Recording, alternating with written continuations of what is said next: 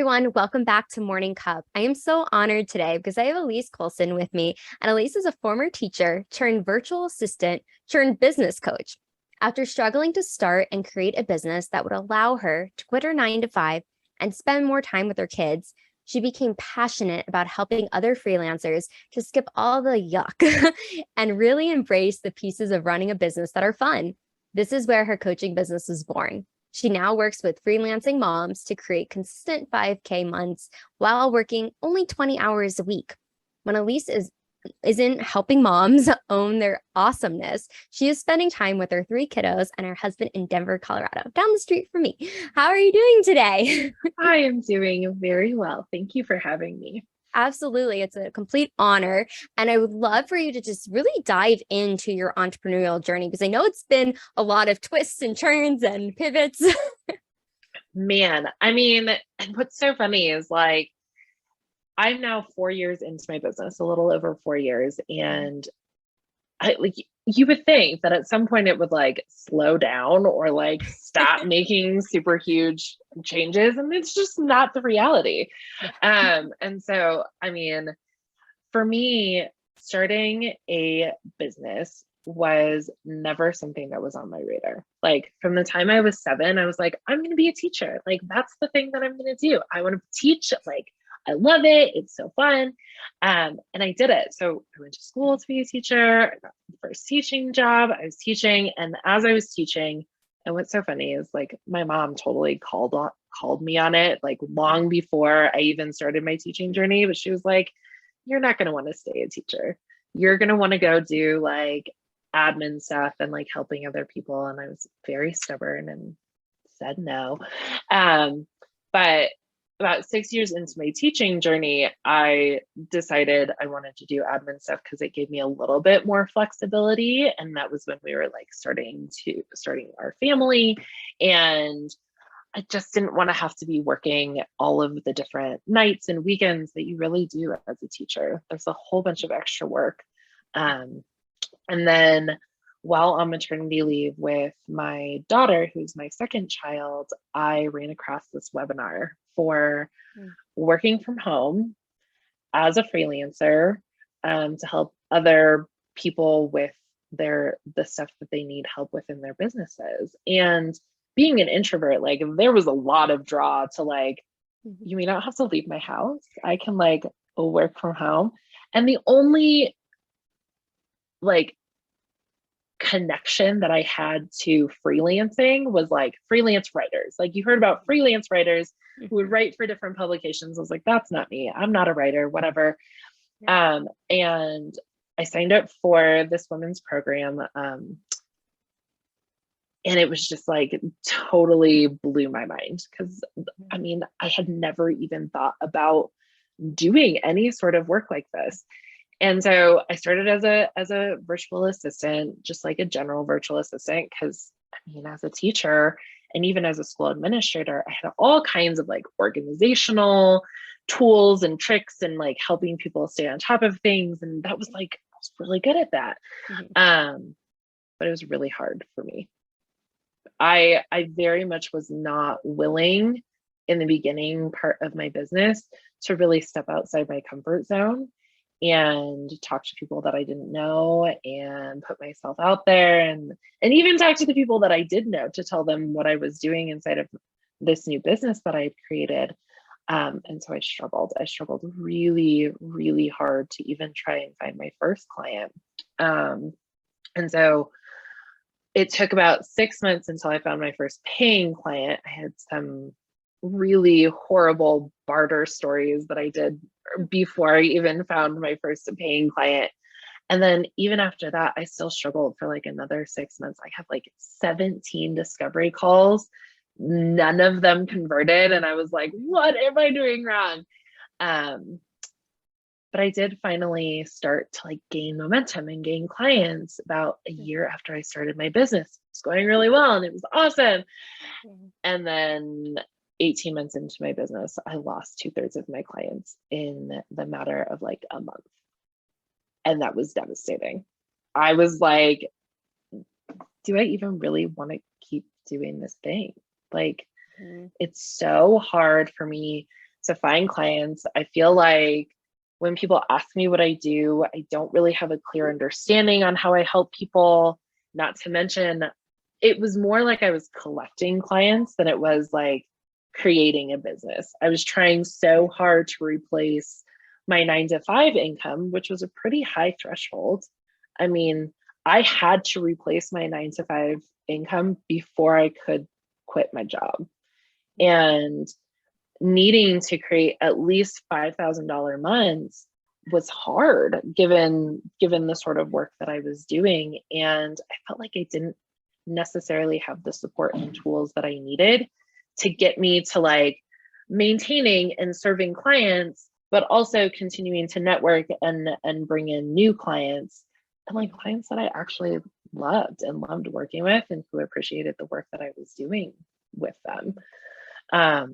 And so I did make a shift and finally niched down, and I was doing content management and really focusing on content repurposing, which I still love. Like, I think content repurposing is the best way to create client content in your business, no matter who you are. And like, it's just, I love it. And so once I did that, and I also signed up for group coaching so that I could get some support. And it was really the first time in my business that I had done that. I was trying to do this all by myself, which was exhausting. I finally started to see some momentum and some positive momentum, some sustainable momentum. And that was really the shift and change that I needed to make. And this was in the summer of 2020. I was able to quit my job, which was awesome. And I was talking with my marketing coach at the time. And the thing I wanted to do is I wanted to put together a course to help other social media managers niche down into content repurposing so that that could be like the thing that they did. Because I have a whole framework that really allows you to do it coming from a place of being an expert versus like, this is just a service that I provide. But she looked at me and she was like, Ellyse, there are so many freelancers who are struggling after they've started their job, like after they've started running their business. Like, there's nobody to help those people. There's a whole bunch of coaches who are going to help you start your business, sure. But there's not a whole lot of support for continuing to run your freelancing business. And so that is where my coaching business was birthed from. It was birthed from this, like, you get to this point where you've been running your business and you've been gaining clients, but you're still in growth mode. And honestly, if you keep doing it the same way that you did when you started your business, you're going to burn out. Yeah. And I've watched that happen to more moms, especially because you also have these kids that you have to take care of too. Right. And so when it comes down to it, like, do I keep running my business or do I really lean in and support my family and support my kids? They always choose their family and their kids. And I wouldn't, I mean, I would not be here to tell you that that is the wrong decision. I would be here to tell you, though, that you don't have to give up running the business part. That you can run a business really, really well, really intentionally, and you can still be a really intentional mom and still have that flexible schedule and still have all of that time freedom that we really love as entrepreneurs, as business owners. And it doesn't have to be a one or the other. You really can have both. So, I mean, that's where we're at. It's just, and as I've continued to coach people, it's become more and more this like passion of mine to really dive in and help these amazing moms find the tweaks that they can make in their business that really make all the difference. You're absolutely right. I love everything you said there because it's following your gut too. And I say this a lot because you might start out in a career and completely shift gears, and that's okay. Like, I mean, I shifted gears from psychology to coaching, like, and everything else I'm doing now. But I think for you, I love that you found that particular niche of the maintaining the business, sustaining the business, versus like there are a lot of incredible coaches focusing on starting a business, because when you're starting business, like if you've never had that background or you don't really learn that in school, even if you go to business school, a lot of people don't learn the actual tools, at least from what I've heard. But and my own experience. Have no background on like taking business classes. I took teaching. So Yes, exactly. But like, even so, I think it's amazing that you're able to find that particular niche, because you're right, there isn't that niche being filled as much, and being able to find it, especially for moms too, because I work with a lot of mompreneurs, and just seeing all the hats they're juggling, of being able to do that, but still sustain their business too. Because when life happens, how do you continue to maintain that and be able to provide financially, whether if it's a single mom, or you have a partner, or there's other family members you're taking care of. But there are a lot of hats being juggled. I'm not a mom personally. I just know a lot of moms. But I think too, it rings true of how you can sustain it. So I'm curious, because you've talked about a couple of the pitfalls and the roadblocks you've had. But I'm curious, in the beginning of your business, when you started doing a lot of the VA stuff, you said something important that I think a lot of people don't talk about or know, because people think, oh, success overnight, or, oh, you just had no problem getting clients. But could you speak to how you pushed through that, when like the 17 clients you had, and then when all the other aspects were happening where you lost some of your clients, how that really helped you move forward and not kept you stuck? totally. So one of the big things that I think we do just as human beings is we get there's an emotional attachment to the things that happen inside of our business. And especially if you've never run a business before, like I'd never run a business before, I'd never even come close to running a business before. And teaching is very much like an emotional thing. You have this emotional attachment to everything that happens inside of your business. And I think one of the big shifts that I had to make is I can have that like emotional reaction to what's happening. I don't want to ignore that part of it, but I also need to come back and look at it from almost like a scientist point of view. Like, what happened? Why did that happen? And how can I shift and change it to move myself forward? What am I not doing? What am I doing? Like, what are the things that are happening inside of my business and inside of how I'm operating myself that are not serving me? And so like I can do something different. And actually this summer, where I started to really see some momentum in my business, one of the big things that I hadn't done, and this was pre-COVID, so like it was easier.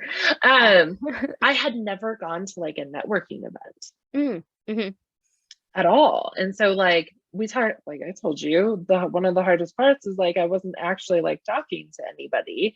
But it's really easy for me to sit at home in front of my computer and like scroll through Facebook and call that networking. I'm like, that's not networking. I'm not talking to anybody.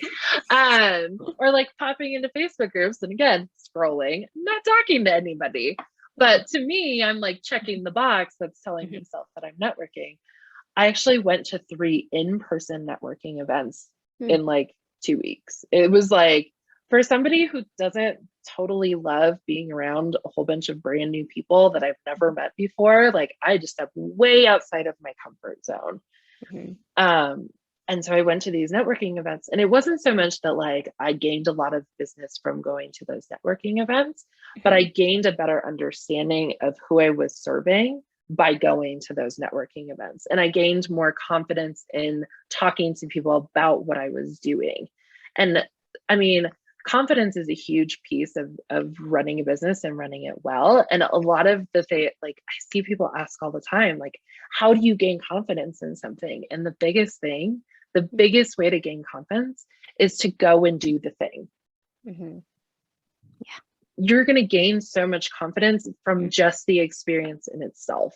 And I know for me, like when there's a new thing that I've never done before and I have to like build myself up to have lots of courage to go do this thing.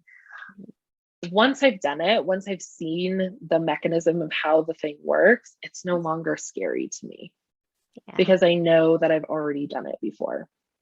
And so You I know, can do it again. you're right. And I just like when you were saying that, like a lot of thoughts triggered in my head just now, but it's also the unknown. A lot of times when you don't know the uncertainty and that's entrepreneurship, but especially like going to a networking event. Like I know I feel the same way. Like I am an extrovert, introvert, depending on the situation, but definitely going into a room full of people I don't know, I'm kind of like, I'm like shy, or I don't want to talk to Mm-hmm. anyone, or not shy, but more reserved. It's Mm-hmm. kind of the same thing, but slightly different. But being able to like go into the room, and then once I start meeting somebody, I'm like, oh, okay, this isn't so bad. Like it's all this Mm-hmm. like amped up like energy, but like once you're there, like everyone's there for the same reason, to be able Totally. to learn about your business. And I love that you like Mm-hmm. pushed through that and just did it, even if it was uncomfortable. And I think that's even with business, you have to push through those things when it's uncomfortable, because it's the only way it's going to grow. Unless you want to stay stagnant, then yeah, it's going to be comfortable. Absolutely. Absolutely. And like, so even once you start gaining clients, if you're still not at the income levels that you want to be making, but you're not willing to take a look at what you're doing, what is working, what isn't working, you are going to stay in that same place. Yeah. And you're going to feel like you're less in control of the direction that your business is heading. You're just kind of at the whim of whatever is happening in your life. And that, I mean, when things do then happen in your life, it becomes that much harder to control the direction that things are going, because you don't have any systems, any of that, an idea of like what you are doing and what you're not doing. Yeah. Is if you don't look at it, how are you going to know? And that's just like constant like self-development and being able to be aware of, okay, well, it's not that you're the problem. It's just maybe something in the system that needs to be cracked and tweaked. And like what you were saying earlier with your clients. So I would love for you to share maybe one or two client success stories. I know you have probably a lot, but if you could maybe pick one or two to share with us of what that journey looks like of the success that you've had. Totally. So in terms of like coaching, one of my very first coaching women that I worked with, she like jumped on board with me right at the very beginning when I first started. She's one of my very first one-on-one coaching clients, and actually helped me like put together the framework that is now my group coaching program. But she was very much in that like struggle of like, she had like 3 or 4 clients. Only one of them was really the kind of client that she wanted to be serving and the type of work that she was doing. And they were all paying her very poorly. Like her prices were so low that it was going to be very difficult to start to reach the sort of income levels that she wanted to be reaching. And so we really had to sit down and look at what she was currently doing in her business. What are the actions that you're currently taking? What are the prices? Like, how do you gain new clients? How have you gained the clients that you currently have? Like, we essentially did like a business audit. What is currently happening? That is going to then allow us to figure out the steps that we need to take to move forward. And so one of the biggest things that she needed to do was to raise her rates, to put together actual packages that were not based on like when I work with my clients, it's not about the amount of time that you spend doing a task. It's about the amount of value that it provides for your clients. And that is what determines how much you charge somebody for your different packages, which can be hard. It's a hard shift, not just for the freelancer, but for the business owners that they're supporting. Because more often than not, the business owners are looking for somebody who like, I'm looking for 20 hours a week. And that's fine, except that if I'm a really efficient person and I charge you by the hour, I'm losing money because I'm really good at what I do. So like me being an expert in what I do is actually going to cost me money. Like that doesn't sound fun. So we had to put together some packages that really showed off her expertise and how she could support business owners, so that when she was talking with potential clients, you can close the sale faster. And by not having to do a whole bunch of back and forth, you are able to gain clients at a faster rate. And they're actually ideal clients because you vetted them even before they even get on a call with you. Right. And so we had to make these shifts and changes into the different systems, from her onboarding process to like her client management process. And then one of the big things we had to do is she had to let go of some of these other clients that were not serving her, and she could not adequately serve them at the capacity that they really deserved, because she wasn't the person to be doing that for them. So over the course of, I believe we had a 3-month one-on-one coaching container that we were working through. And over the course of those 3 months, by the end of that year, she had let go of a bunch of these like non-ideal clients that she was doing non-ideal work for, and they were underpaying her.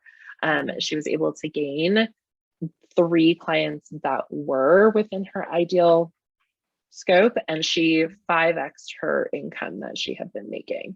Wow. And so her business completely transformed, and she was actually back to loving it again. Whereas she was so much right on the verge of burnout because she just couldn't keep doing it the same way. Yeah.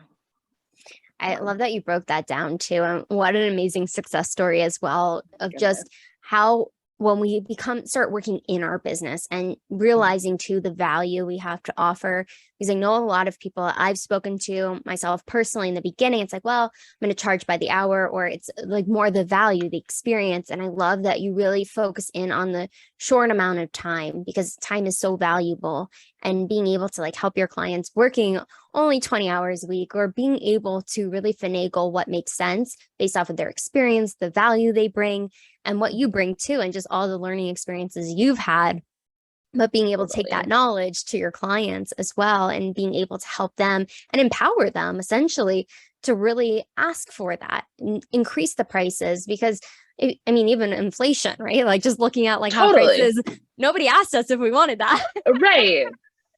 Oh man. Hopefully I don't get in trouble for that, but hopefully the government's not watching. But I mean, in reality, if you think about it, it's like paying our bills, but like it's a profession, it's a business, it's not like the family and friends discount. Like, of course you want to help people, but really being able to bring true to what makes sense for each individual in the business and the value they're providing. So I love that you're able to help her turn around her business and really love it again, and like being able to enjoy that time. Totally. And when you love the work that you do, it radiates out of you. Like the energy that you bring to the table when you don't love what you do completely affects the types of clients that you end up attracting, because it's the way that you show up. And so when you're showing up and you do love what you're doing, and you are serving them at your best capacity in an area that you feel super super jazzed about, people can't help but want to work with you, just for the energy that you bring to the table. And and then you think about how that energy affects the people that you're around day to day as well, like your significant others, your kids, your friends, like they want to be around somebody who enjoys what they're doing as well. That's the whole reason why you started your business. You didn't start your business so that you could like essentially have a remote job that you sit at your desk and do all day. Like, that's not why I did this. And that's the filter that I like to look through anytime that I make a decision in my business, is like, is this actually serving the purpose of why I started this in the first place? I appreciate that. And I wanted to ask you too, because one of my core pillars is work-life integration, and really being able to speak to that, because I do know, based off of what you're saying and what your experience has been, how have you been able to integrate work and life and motherhood and entrepreneurship, all of it together? That is a great question. It's an ever evolving and changing thing, because life continues to ever and evolve and change. And I think sometimes we want there to be one very easy answer, as like, I spend 8 hours on Tuesdays working on my business, and then I close my computer and I go and spend time and eat dinner with my family. And while that may be ideal, there are definite weeks and days where that's just not the reality of the situation. And so I have like a baseline of when I work. So I do all of my calls Mondays, or not Mondays, Tuesdays, Wednesdays, and Thursdays. And then depending on how many calls I have, like today, I have a whole like laundry list of calls today. Like I'm not going to get a ton of extra stuff done. Yeah. And so the integration part really comes into checking in on yourself and monitoring your own energy, but also looking at what you need to do in order to really be successful in each of the different areas of your life. Yeah. And being really honest with yourself. Like, do I need to take this Friday off just so that I can recharge and be a better person for myself? And if the answer is yes, then I do that. But if I know that I have other things coming up and I'm feeling energized and ready to dive into them, I don't feel bad about spending more time at different parts of my week or the month or within the year on different parts of my business and giving up more family time during those different seasons than other seasons where it really is that I need to dive in and love on my family. And so it's the ability to be flexible with that and knowing that like, I'm going to do the things that I have to do. But there are definite seasons where that's the most that I can ask of myself. And then there's going to be other seasons where it's like, cool, I have all of these like ideas and things that I want to execute. And that sounds awesome and amazing. And it's like really energizing me. And so I'm going to lean a little bit more into those things. I think the other big piece about having really good business life, motherhood integration is making sure that you have support in whatever that looks like for you. The other piece that I will say about that is intentionality. When I am working on my business stuff, I am working on my business stuff. And when I am spending time with my kids and my family, I am spending time with my kids and my family. And I don't have guilt one way or the other. Yeah. And that's what it's about, right? It's about being able to build your business around your life, but not negating any of it, but figuring out how it all works together and how it makes sense. And I love that you broke down about the seasons because like there are different phases of life that we go through. I'm sure like before you had kids, now as they get older too, like the different stages, but that's just like business too. There's different stages in our business.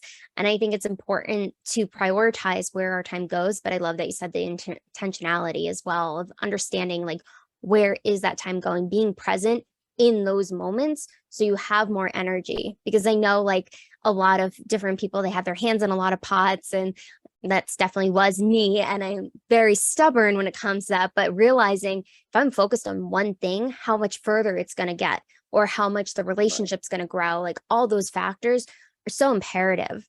But I'm curious, with starting your business and now where you look back of all the years you've done, what has been maybe 2 or 3 tips you could tell us that when you start out your business, what you wish you would have known back then that you know now?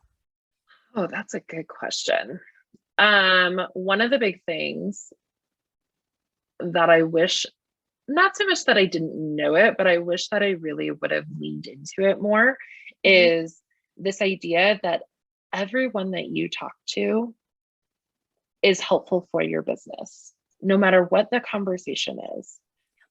You need to make sure that they know how you help people and who you help, because they might have connections that you don't know about. And that the best way to network, quite honestly, is to just like build relationships and get really curious about who the other person is and what they do.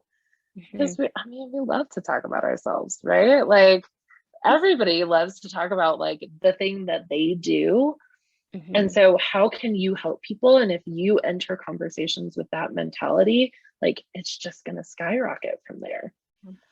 The other thing the other big thing that I wish I would have known more is, and really, again, like leaned more into, is that you can't do this alone. Mm-hmm. It will not serve you. You will move so much slower if you try and do it alone. And whatever that looks like for you, whether or not you need a coach or some accountability partners, or like whatever it is, you need other people who have been where you've been, who know where you want to go and can help you bridge that gap. Mm-hmm. Oh, those are two amazing tips, and really understanding relationships are the basis of everything, I believe. So I completely agree with that, because you never know. It might not be for your business, but you might be the connector for somebody. I'm always like, oh, so-and-so and this person need to like connect. Mm-hmm. Like, I love that. And I love that you brought that up. And also just knowing that not to do it alone, because if you look at any successful person, everyone's had a mentor, everyone's had somebody, a coach or accountability partner, or just any aspect to help them grow. Because I think it takes a village, and understanding that too. It's one thing to say it, another thing to actually implement it. I'm guilty as charged. But being able to understand that too. So I love that. And those are really phenomenal. And I think just really writing those down, everyone listening, like if you haven't already realized that, it is something so imperative to really help you become successful and building relationships and not doing it alone. Those go hand in hand of understanding how to grow your business, because you're all capable. But I've been so enjoying this conversation, Ellyse, but we're going to jump into the rapid fire questions if you're ready for them. Sounds good. I'm ready. I am ready. Okay. The first question is, who is your hero?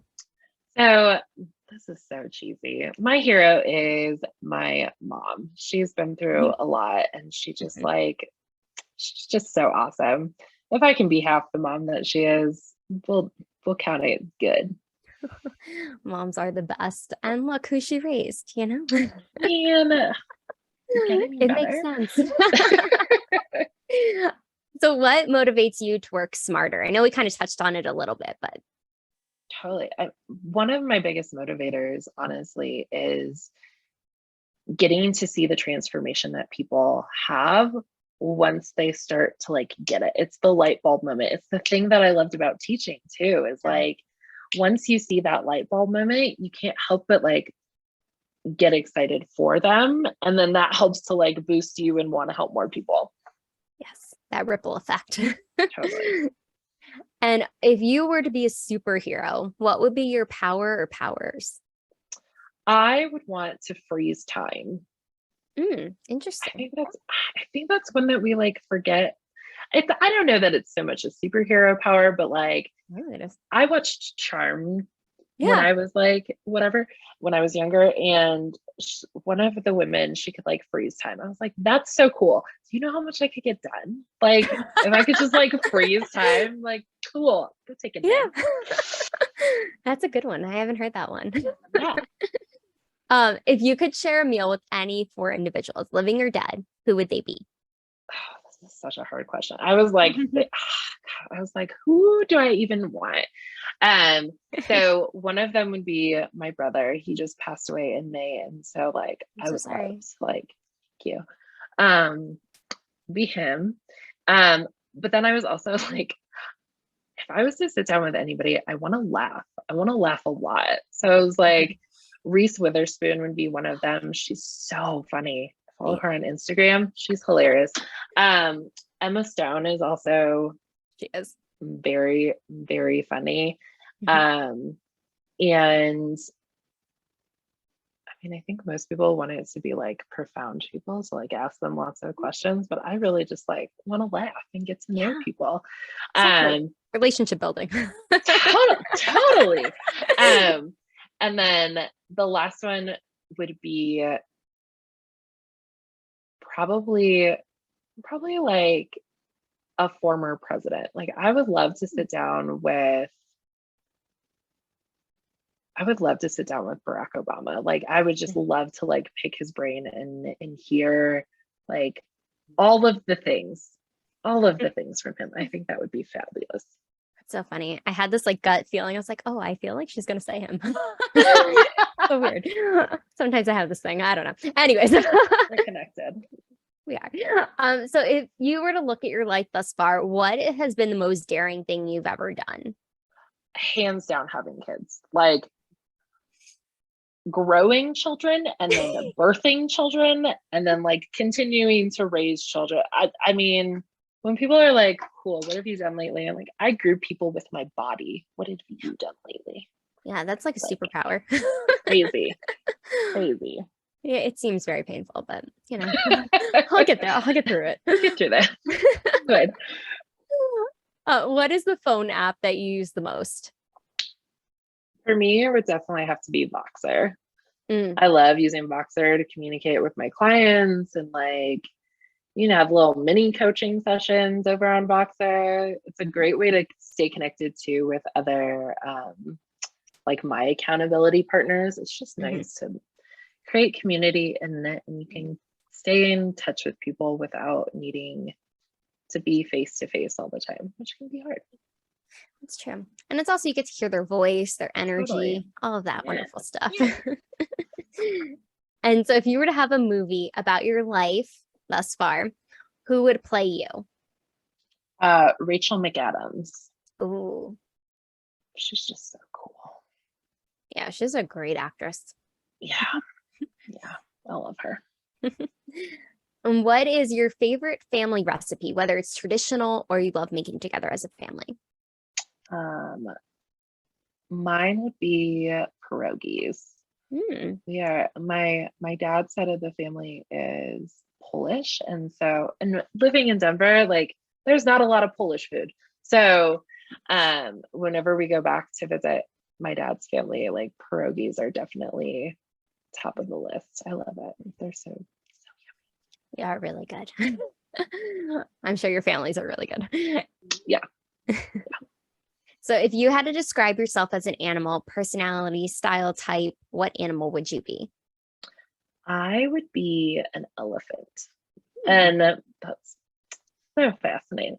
I was like a sloth, and I was like, nope, that's not the right answer. That's like the animal I want to be. Just want to take naps. No, elephants are instinctually maternal and care very much for their children. And they're also very communal, like they take care of each other really well. And I admire that so much about the species in general. They're just awesome and very majestic. I love watching elephants. They are. I've only seen them like not super close up, but I've heard so many amazing stories of just how they are very maternal, very caring, but like stand their ground if you're anywhere near their babies. Yep. So, and you do have a day off, because I know you have a couple days off here and there. What's your favorite way to spend a day off? It's so funny because it's counterintuitive to everything that I am, but I love just like not having anything planned, just kind of like seeing where the day takes us. Like, what are you in the mood to do? And it's almost like having a yes day. Like, so if the kids are like, hey, I want to go to the pool. Can we go to the pool? Yeah, we can go do that. That sounds fun. Can we go get lunch at Chick-fil-A? Yeah, we can do that. That sounds fun. So life moves so fast. The best memories are created in the in-between. So just like a whole day of like no plans. That was so inspirational. I feel like that was a quote quoted here. So what is something an outsider wouldn't know about your industry? So I was thinking about this one, and I think the biggest thing, and I hear this a lot, is like when you sign up for a coaching program or to work with a coach, it's because you want to make a shift or a change in your business. But I think a lot of times we put all of the onus over on the coach, and like your coach can't actually make the changes in your business. That has to be you. And so if you approach any sort of like investment or anything that you make in your business, making sure that you have the capacity to make the changes that you want to be making.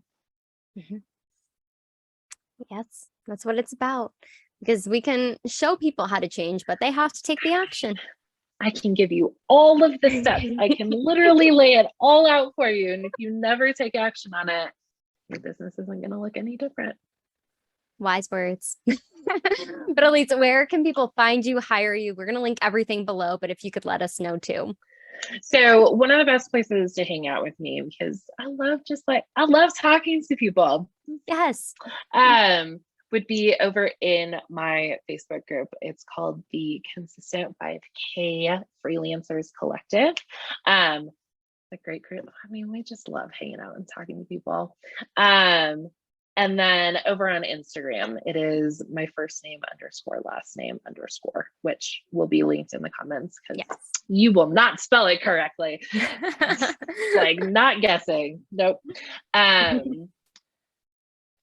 If you do want to work with me, visiting my website at thesustainablebusinesscollective.com is a great place to start. I have a whole bunch of different opportunities, different levels of investment, and even a free training on how to become fully booked out in your business while only working 20 hours a week. So check those out.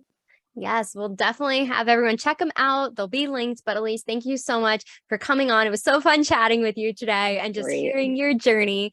And I'm sure so many people learned amazing things from what you were saying, your tips and everything that you did provide today. So we really appreciate you coming on. Thank you so much for having me. This has been awesome. Absolutely. Thanks for coming. And make sure to like, subscribe, comment below. What was your biggest takeaway from Ellyse? I'm sure she would love to see it as well. So leave that below and we'll see you on the next video.